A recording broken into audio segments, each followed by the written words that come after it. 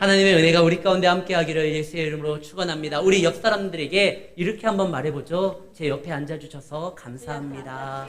환영합니다. 사랑합니다. 우리가 함께한다라는 거 그거 참 감사한 일이 아닐 수 없습니다. 주님은 늘 우리와 함께하기를 원하셔서 아예 주님의 이름이 임마누엘 함께하시는 하나님입니다.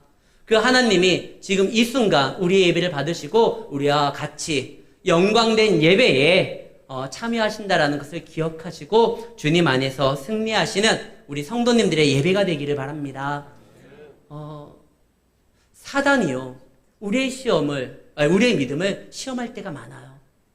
오늘 우리가 읽었었던 이 본문의 내용의 말씀 전에는 가라지와 알곡에 대한 비유의 말씀이 있었습니다. 가라지는 의도적으로 사단이 곡식으로 하여금 열매 맺지 못하도록 한 해 농사를 망치게 하기 위해서 뿌린 겁니다. 근데 주인이 가만히 두라고 했어요. 왜? 아무리 가라지가 번성하고 유혹한다 할지라도 기운을 막으려고 하는 것 같아도 내 곡식은 내가 주는 자양분을 통해서 내가 공급하는 하나님의 놀라운 역사로 임하여 반드시 열매 맺고 그 가라지의 지배를 받지 않을 것이다. 그러면서 이 가라지에 대한 그 경제는 하되 가라지를 무서워하거나 가라지를 두려워할 필요 없다. 그냥 가만히 놔둬라. 오히려 가라지를 뽑으려고 성급히 움직이다가 너희들이 내 알고까지도 가라지로 착각하고 혹시 해야 할까봐 그게 염려된다. 내 양은 내 음성을 들을 것이고 내 곡식은 반드시 열매를 맺어야 할 것이다. 그럼에도 여전히 가라지는 옆에 있어요. 사단의 유혹과 우리의 믿음 농사를 망치려고 하는 그들의 역사는 지금도 움직이고 있습니다. 이때 그 사단의 시험을 이길 수 있는, 사단의 논리를 깨칠 수 있는 비결을 오늘 본문에 예수님은 말씀하고 계십니다. 그것이 뭐냐? 밭에 감추인 보배에 대한 이야기와 그리고 진주에 대한 이야기, 더 나아가서 그물, 비유에 대한 이야기가 바로 그것입니다. 그럼 이것이 왜 하나님께서 우리로 하여금 시험을 이길 수 있는 비결로 보여주셨는지 한번 살펴보려고 합니다. 지난주 찬양 예배 때요, 앞에서 가우디움이래. 주빌라테가 찬양 인도하고 막 하는데 저기 뒤에서 난동을 부리는 두 여인이 있었어요. 제가 증거 자료를 확보했습니다. 한번 보시죠.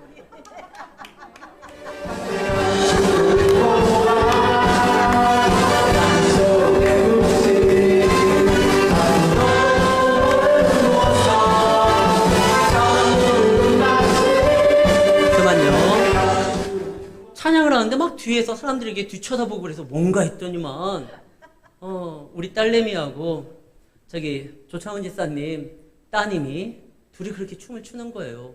근데요, 보니까 난동이 아니라 그 찬양에 대한 가사를 이해하고 인정하면서 표현하는 믿음의 모습이 있던 거예요. 이것을 아니까 우리는 저게 참 찬양하는 거구나 알지만, 모르는 사람이 보면은요, 아니 예배 시간에 쟤네들은 왜 저쪽에서 누가 시키지도 않았는데 춤을 출까 이해가 안 되는 거예요. 세상 사람들은요, 우리가 이 더운 날 이곳에 모여가지고 예배를 드리고 뭐 자기의 어떤 재물을 바치고 그러면서도 하나님 앞에 감사를 표하고 은혜라고 고백하고 행복하다고 이야기하는 거 이해가 안 되는 거예요. 아니 지금이 어떤 시기인데, 코로나 시기고 다들 힘들어하는 시기고 물가가 막 뛰고 주식은 폭락하고 모두 다 어려운 시기고 위기의 시기라고 말을 하는데 왜 저들은 저렇게 모일까? 왜 저들은 저렇게 자신들의 시간을 화려하면서 모이기에 힘쓰려고 하고 찬양하려고 하고 그 지겨운 말씀을 들으려고 하고 왜 그럴까? 그들은 몰라요. 그럼 우리는 알잖아요. 이곳에 생명이 있고 이곳에 말씀이 있고 이곳에 하나님의 역사가 있다는 걸 알기 때문에 우리는 모이는 거예요. 밭에 감추인 보화를 발견한 사람은요, 모든 것을 팔아서라도 기어이 그것을 소유하려고 합니다. 왜? 그 가치를 발견했으니까요. 세상 사람들은 모르는 거예요. 아니 왜 그거를 시세보다 비싸게 쳐가지고 사느냐. 그 돈이면 더 좋은 목에 더 좋은 땅을 탈 수 있는데 왜 그 땅이냐. 그들은 보지를 못했거든요. 과거에는 은행에 돈을 너두키보다 고대근동 아시아 때는요, 그 옛날에는요, 그냥 땅속에 묻혀가지고 보관하는 것이 훨씬 안전하다고 생각을 했습니다. 그러다가 그 밭에 묻힌 것을 잃어버렸다거나 급작스럽게 사망한다거나 아니면 전쟁을 통하여 포로로 끌려가면 그 밭에 보물이 감춰진 걸 아무도 모르는 거예요. 그래서 세월이 지나고 몇 번 주인이 바뀐 다음에 그 땅에 어느 날 소장농이 이렇게 땅을 파다가 보물이 발견된 겁니다. 그래서 그는 그거를 차지하기 위해서 집에 가가지고 모든 소유를 다 팔아서 자금을 마련해서 기어이 그 밭을 소유합니다. 왜요? 그 밭의 가치를 그 보물로 인하여 그것이 엄청난 보배로서 자기에게 다가온다라는 걸 그는 알기 때문에 그래요. 모르는 사람들은 백날 봐도 잘 몰라. 왜 그 밭이야 하필이면. 왜 소유를 왜 팔아. 그 땅 별 볼 일 없는 땅인데. 그러나 아는 사람은요, 그걸 차지해요. 그 다음에 비유가 또 뭐죠? 진주에 대한 비유예요. 그 진주의 가치를 아는 사람은 기어이 그걸 차지하기 위해서 모든 것을 다 포기합니다. 자신을 던지면서까지 그것을 잡으려고 합니다. 왜? 그 진주의 가치를 아니까요. 우리가 사단의 논리를, 사단의 시험을 이길 수 있는 방법이 뭐냐? 하나님 안에서 그분께서 우리에게 약속한 은혜와 축복, 그리고 그분께서 허락하신 놀라운 역사함을 분명히 보고 우리 자신을 던질 줄 알아야 되는 거예요. 그러면 사단이 뭐라고 해도요, 우리를 시험 들지 못하게 만듭니다. 사단의 공격은 의외로 세요. 강력하고 집요해요. 그리고 세상적으로 보면 굉장히 효과적이에요. 그럼에도 불구하고 믿는 사람들을 넘어뜨릴 수 없는 것, 우리는 분명한 것을 보고 붙들기 때문에 그렇습니다. 하나님 왜 시험을 허락을 하시죠? 사단이 우리를 시험합니다. 목적은 분명해요. 우리를 망하게 함입니다. 하나님이 우리를 시험을 하는 걸 허락해 줄 때가 있어요. 왜 허락을 하죠? 그리고 직접 본인이 우리를 시험의 장소로 이끌 때가 있어요. 성경에 보면 예수님께서 공생애를 시작하기 전에 광야를 가는데 그때 어떻게 광야를 가느냐? 성령에 이끌려서 광야에서 40일간 있다가 사단에게 시험을 당합니다. 때로는 하나님이요, 우리로 하여금 시험 장소로 이끌 때가 있고 사단이 우리를 시험할 때 허용할 때가 있어요. 그 이유가 뭘까요? 사단은 우리를 망하게 하려고 하는데 그걸 왜 허용합니까? 하나님은요, 그 시험을 통해서 우리의 믿음이 더욱더 견고하게 세워질 수 있다는 것을 알기 때문에, 그리고 성도는 어떠한 상황 가운데서도 시험이 들어도 하나님의 말씀이 들리기만 하면 주님의 길을 보게 되고 그 길을 걷는 데 있어서 멈추지 않을 것을 아시기 때문에 그래서 시험을 허락하는 거예요. 욥을 한번 들겠습니다. 욥을 시험한 자가 누굽니까? 사단이에요. 사단이 욥을 왜 시험하죠? 망하게 하려고요. 그의 믿음이 잘못됐다는 걸 증명하기 위해서 하나님이 그에게 축복 주니까 저렇게 신앙이 좋은 것처럼 보이지만 축복을 걷어가면 분명히 하나님 욕합니다. 그래? 네 마음대로 해봐라. 생명만 건들지 말고. 사단이 시험을 합니다. 망하게 하려고 하는 시험을 하나님이 허락을 한 거예요.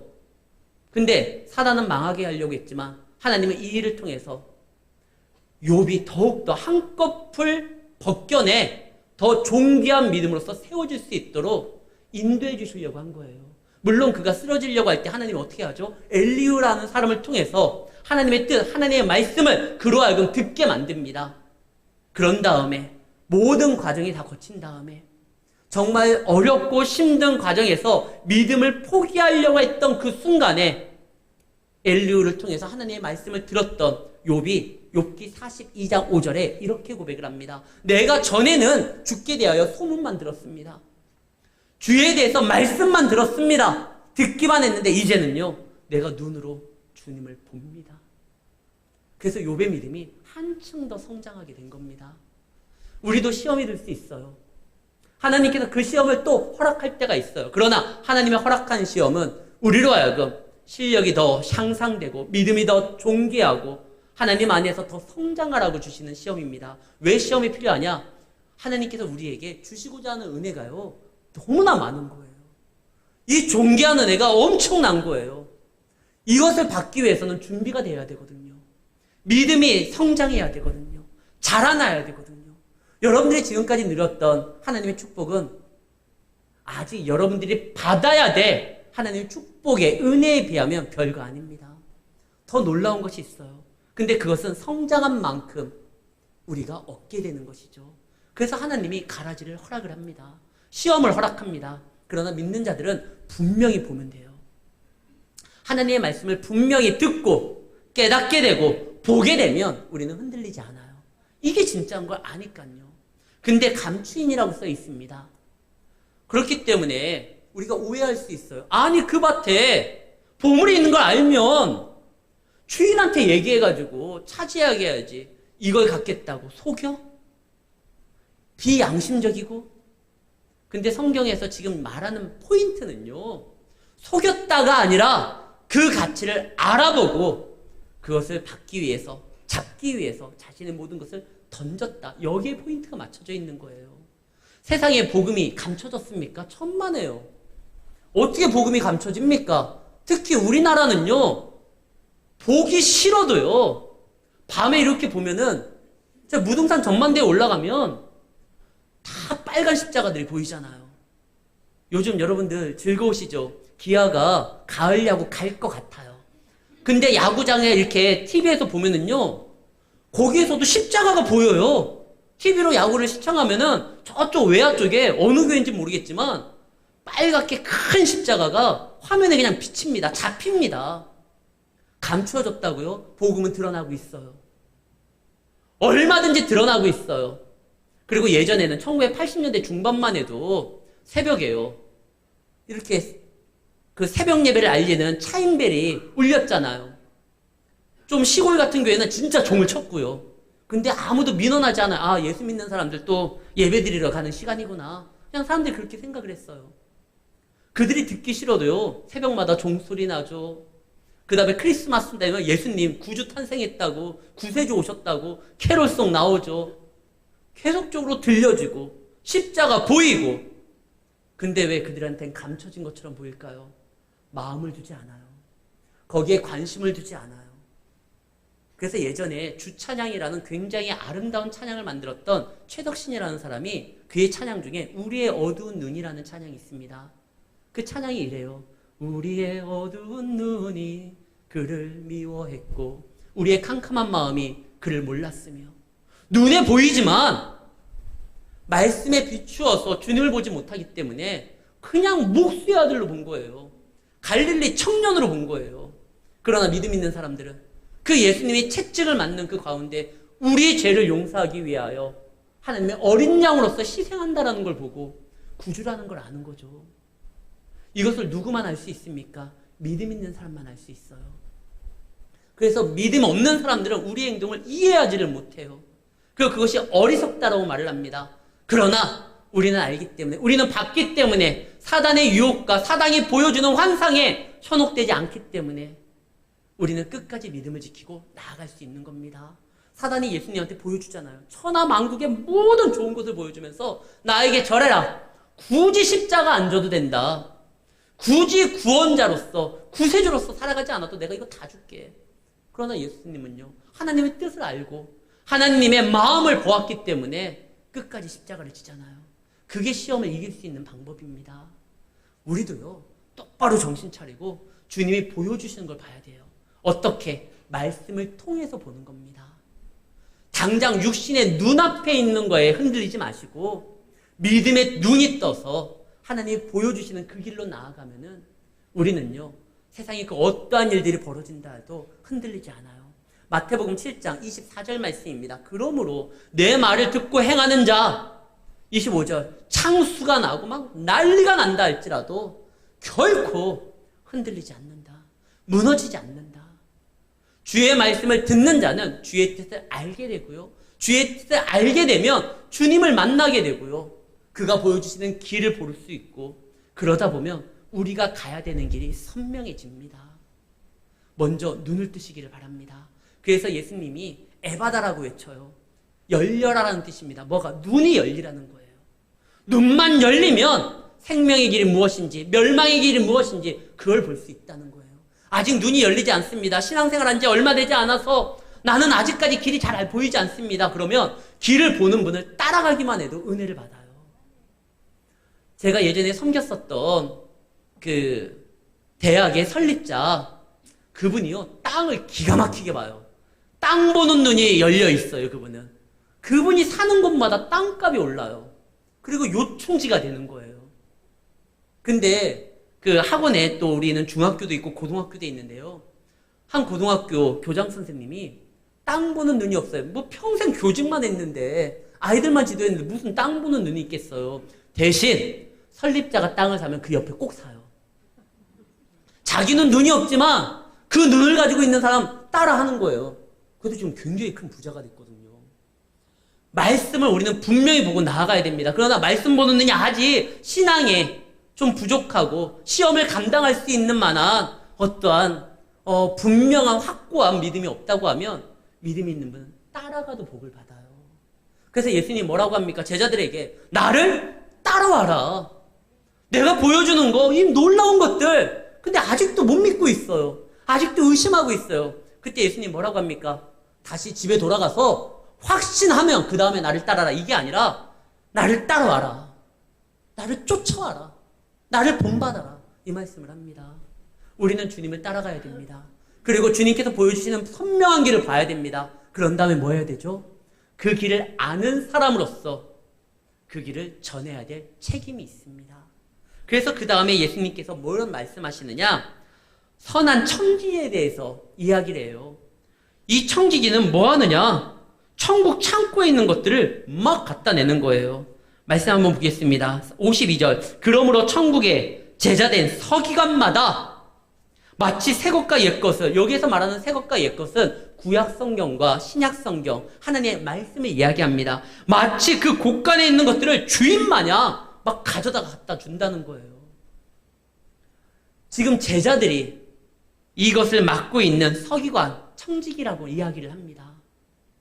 교회는요, 하나님의 말씀을 받았는데 마치 주인처럼 이게 하나님의 말씀이니까 하나님의 자녀인 우리가요, 그 말씀을 마음껏 가지고 와서 세상에 풀어야 되는 겁니다. 만약에 교회가 이것을 하지 못하면 세상은요, 구원받을 수 있는 기회와 축복받을 수 있는 은혜가 원천 차단돼요. 교회가 이 일을 감당해야 돼요. 막 주인인 것처럼 막 갖다 오는 거예요. 여기서 말하는 선한 청지기, 선한 서기관, 제자된 서기관들은 누구냐? 하나님으로 인하여 거듭난, 다시 태어난 사람들입니다. 그런 이들이 하나님의 자녀로 모든 것들을 하나님의 품 안에 있는 걸 가지고 와서 세상에 전해줄 수가 있어요. 그래서 예수님이 말을 합니다. 물과 성령으로 거듭나지 않으면, 다시 태어나지 않으면, 그럼 다시 태어나면 어떻게 된다는 거예요? 다시 태어나면 뭐 팔이 3개다는 삼손이 된다거나 아니면 뭐 다리가 4개가 된다거나 이건 아니에요. 대신 주님의 손이 되고 주님의 발이 되고 주님의 심장이 돼서 주님의 마음에 따라 주님의 것을 이 땅에 풀어놓을 수 있다는 겁니다. 이게 교회의 사명이에요. 우리가 해야 돼요. 먼저 길을 본 자, 그 가치를 아는 자가 해야 될 일은 이제는 선한 서기관이 되어서 천국의 말씀을 많은 사람들에게 전해야 돼요. 근데 이때 전할 때, 또 보게 될 때, 그 다음에 한 가지, 우리의 열정과 우리의 힘으로는 이게 안 돼요. 우리가 하는 일은 세상에서 보기에 어려운 일이냐? 주님의 일을 감당하는 게 어려운 일인가요? 어려운 일이 아니라 불가능한 일이에요, 사실. 어려운 일은 내가 노력하고 수고하고 애쓰면 어려운 일을 어느 정도 감당할 수 있어요. 그러나 주님의 일은 어려운 일이 아니라 불가능한 일이에요. 오직 그분의 능력으로만 가능한 겁니다. 그래서 예수님이 뭐라고 합니까? 기도에는 이런 이유가 나타나지 않는다. 성령이 너희를 도와야지만 이 일이 가능한 거다. 그래서 이 일은 어려운 일이 아니라 불가능한 미션이기 때문에 하나님의 인도함이 필요하고 하나님의 붙들림이 필요합니다. 그래서 나온 것이 바로 이 밭에 감추인 모와 진주보와 다음에 등장하는 그물 비유입니다. 그물을 던져서 붙들려야 돼요. 잡혀야 돼요. 지금 주님은 지금도 계속 그물을 던집니다.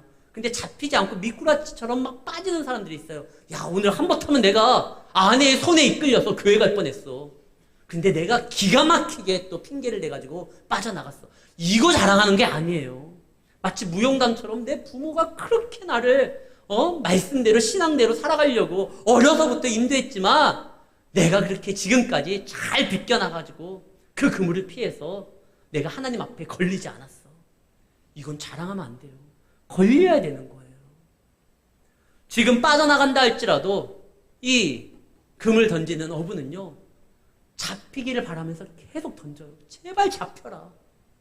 아무리 빠져나가고 이 말씀에 대해서 고마움을 느끼지 못한다 할지라도요, 이 말씀은 모든 사람들이 들어야 돼 복된 말씀입니다. 그래서 주인은요, 계속 던지는 거예요. 이번 주 월요일 날 저희 부모님이 섬기는 교회에 목사님 부부와 같이 제 딸과 식사하는 자리가 있었어요. 그래도 우리 어머님, 아버님이 출석하는 교회 목사님이니까 한번 제가 식사를 대접하고 싶습니다. 그래서 밥을 사는데 그 사모님이 말씀 가운데 이런 얘기를 했어요. 모태신앙이고 자기 어머니도 끊임없이 기도하는데 자기 남동생이 교회를 안 다닌대요. 누나가 사모인데 엄마가 권사고 이 모태신앙인데 교회를 안 다닌대요. 근데 요즘엔 교회 다닌대요. 여자친구를 만나서 그 여자친구의 손에 이끌려서 어머니 말은 안 듣고 누나 말은 안 들어도 그 여자친구 말은 듣고 지금 뭐 찬양대도 하고 그런대요. 그렇다고 해가지고 그동안의 그들의 그 어머니와 그 누나의 그 복음 전함이 헛것인가요? 아니에요. 그들이 그렇게 전하고 기도했기 때문에 하나님께서 그를 교회로 인도할 사람을 붙여주는 거예요. 가족 전도하는 거 정말 어려워요. 그렇다고 가족을 포기하지 말고 기도해야 될 이유는 우리의 기도를 들어주시고 하나님께서요, 그로 하여금 예수 믿도록 신앙 갖도록 인도하는 길을 열어주신다는 겁니다. 열어주셔서 계속적으로 이제 신앙생활 감당할 그것을 바라면서 저도 생각날 때마다 기도해요. 이제는 그를 위해서 기도하는 사람이 적어도 한 사람 더 생긴 거 아닙니까? 촘촘하게 그물망을 이제 해가지고 못 빠져나가게 해야죠. 하나님 앞에 붙들려야지만 사단의 시험을 이깁니다. 봐야지만 이기는 거고 그 다음에 붙들려야지 이겨요. 왜? 믿음 생활 감당하는 것은 정말 어려운 일이 아니라 불가능한 일이기 때문에 주님 앞에 붙들려야지만 되는 겁니다. 근데 그물을 던지다 보면 어떻게 되는 거예요?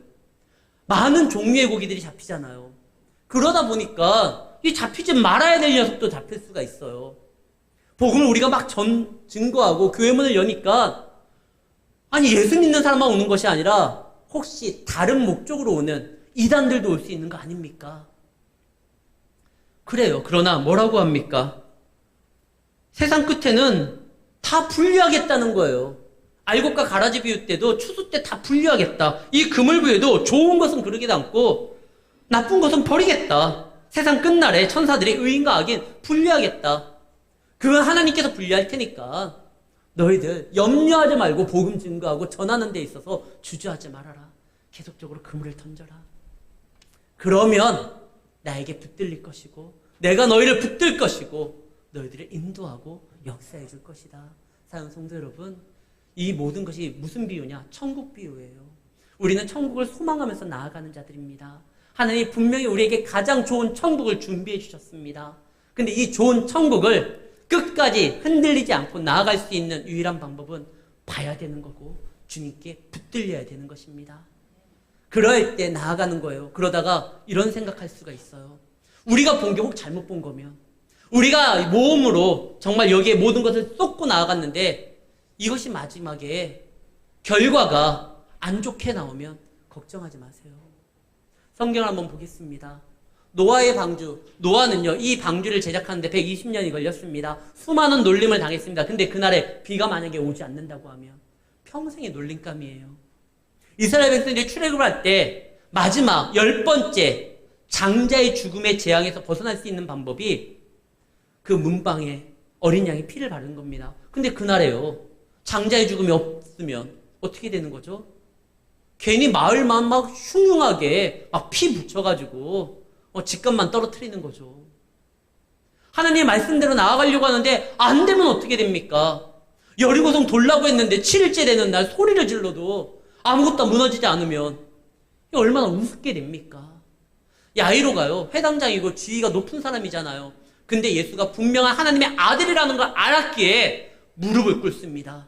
갈릴리에 젊은 청년 앞에. 근데 만약에 그가 예수님이 아니면 치유할 수 있는 능력이 그에게 없다고 하면 우습게 되는 거잖아요. 회당장 사이에서 완전히 팽당하는 거예요. 근데 그들은 알았어요. 그걸 무릎을 꿇었어요.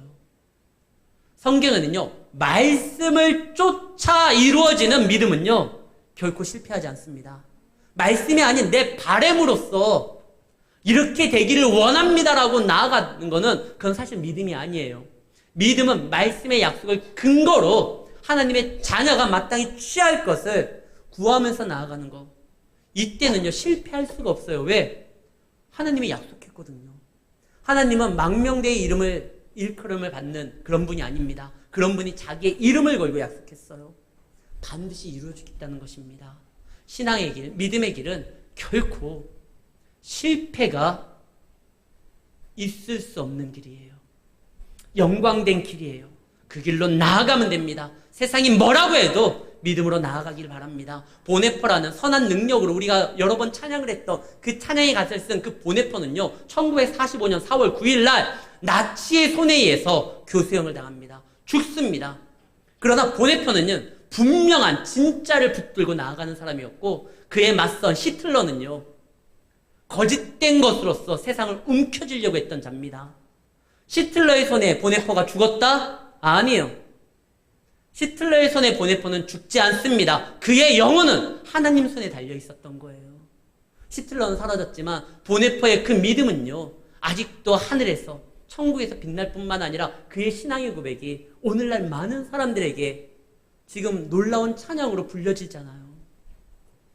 세상의 어떠한 거에 흔들리지 마십시오. 진짜를 쥐는 자는요, 그 진짜를 쥐므로 인해서 반드시 더 존귀하게 나아갈 수 있습니다. 스데반은 진짜를 알았기에 봤기 때문에 자기가 눈을 들어보니까 지금 하늘 보좌에서 예수님이 자기를 두 팔 벌려 맞이하려고 하는 걸 보았잖아요. 그 돌이 날라오는 가운데서도 그는 믿음을 포기하지 않습니다. 그것은 세상에서 버려지는 광경이 아니라 더 영광된 천국으로 나아가는 복된 길이었던 거예요. 우리가 스데반을 참 불쌍한 사람이라고 이야기하지 않는 건 그가 간 천국이, 그의 믿음이 진짜라는 걸 알기 때문에 우리가 지금도 스데반, 신약성경의 최초의 순교자 그 스데반에 대해서 이야기하지 않습니까? 사랑하는 성도 여러분, 믿음을 끝까지 붙들길 바랍니다.